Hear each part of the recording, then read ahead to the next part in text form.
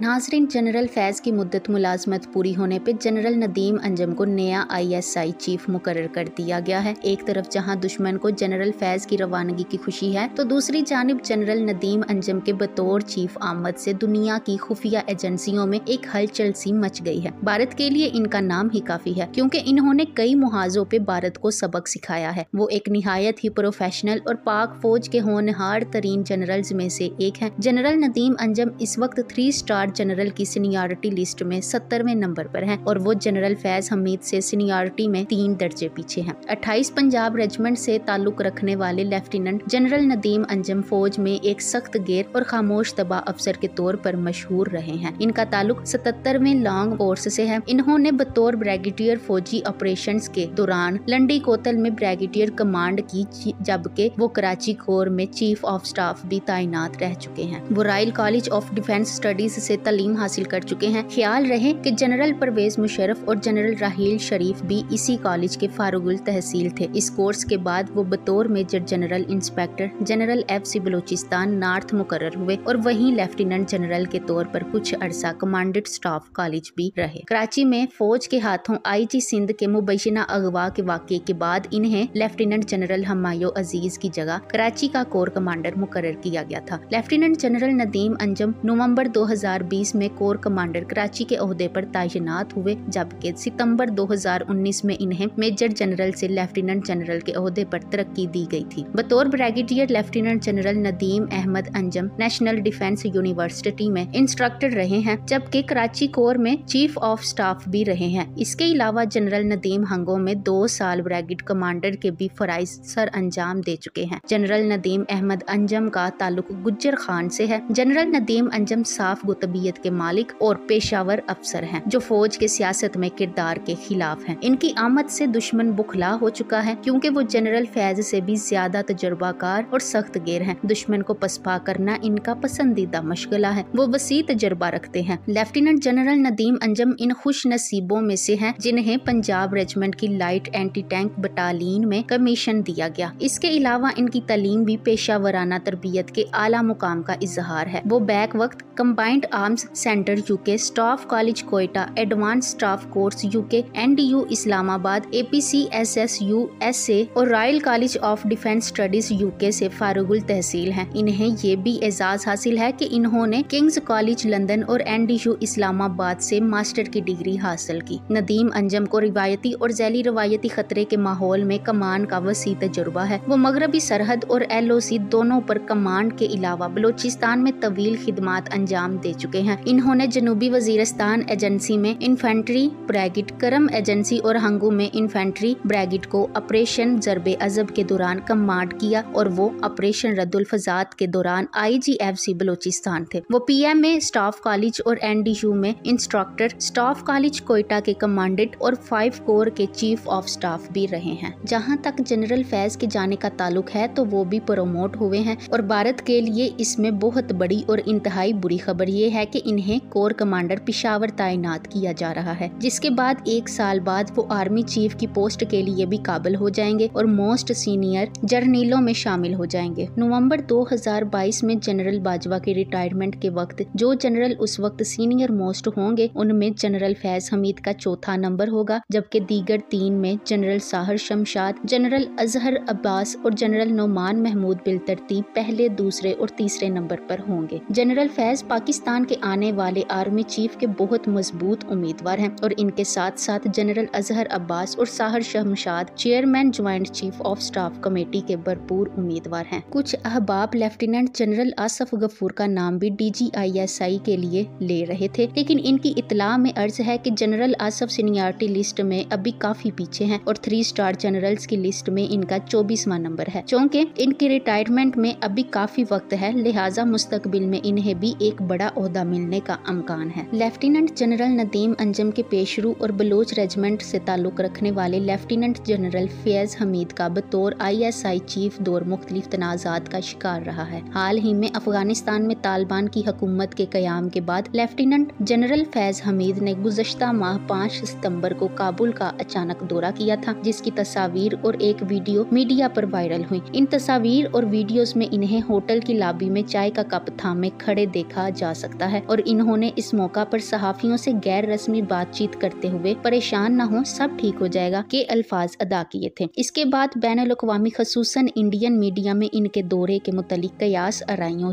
ने जन्म लिया था। लेफ्टिनेंट जनरल फैज हमीद पर अदालतों पर असर अंदाज होने की कोशिश के इल्जामात भी लगते रहे हैं। रवां बरस इस्लामाबाद हाई कोर्ट के साबिक जज जस्टिस शौकत सदीकी ने अपनी बरतरफी के खिलाफ अपील के दौरान अदालत में जमा करवाए गए अपने जवाब में कहा था कि जनरल फैज हमीद इनके घर आए और इनसे साबिक वजीर आजम नवाज शरीफ की नैब अदालत से मिलने वाली सजाओं के खिलाफ अपीलों के बारे में भी दरियाफ्त किया। तो शौकत सदीकी ने इन्हें जवाब दिया कि जब आप कानूनी मामले से पूरी तरह आगाह हैं तो मुझसे क्यों पूछ रहे हैं। शौकत सदीकी के जवाब के मुताबिक इस पर जनरल फैज ने कहा कि अगर ये अपीलें आपके पास जेरे समात होती तो आप क्या फैसला करते, जिस पर शौकत सदीकी ने जवाब दिया कि बतौर जज जो हलफ लिया है इसके मुताबिक ही फैसला करूंगा। अदालत में जमा करवाई गई दस्तावेज के मुताबिक इस पर जनरल फैज हमीद ने यकदम कहा, इस तरह तो हमारी 2 साल की मेहनत जाया हो जाएगी। बुध को मुस्लिम लीग नून की नायब सदर मरियम नवाज ने भी इस्लामाबाद हाई कोर्ट के बाहर सहाफियों से बात करते हुए फैज हमीद पर ऐसे ही इल्जामात आयद किए। उनका कहना था कि जनरल फैज हमीद ने इस बात को यकीनी बनाया कि कोई ऐसा बेंच ना बने जो 2018 के इलेक्शन से पहले नवाज शरीफ साहब और मरियम नवाज को जमानत दे, क्योंकि अगर जमानत दे दी और इंतखाबात से पहले मरियम नवाज और नवाज शरीफ बाहर आ गए तो मेरी तो 2 साल की मेहनत खराब हो जाएगी। मरियम नवाज ने ये इल्जाम भी आयद किया कि जब वो JIT के सामने पेश होती थी तो नैब के नुमाइंदे सिर्फ डम्मी बनकर बैठे रहते थे और इसकी कार्रवाई एक ब्रिगेडियर चलाता था जिसके पीछे जनरल फैज हमीद थे। इसके अलावा 2019 में सेनेट के चेयरमैन सादिक संजरानी के खिलाफ हस्बे इख्तलाफात की जमातों की जानिब से पेश की जाने वाली तहरीके अदम एतमाद 3 वोटों से नाकाम हुई थी। इस नाकामी का इल्जाम उस वक्त मुतहदा अपोजिशन के उम्मीदवार मीर हासिल बजंजो ने DGISI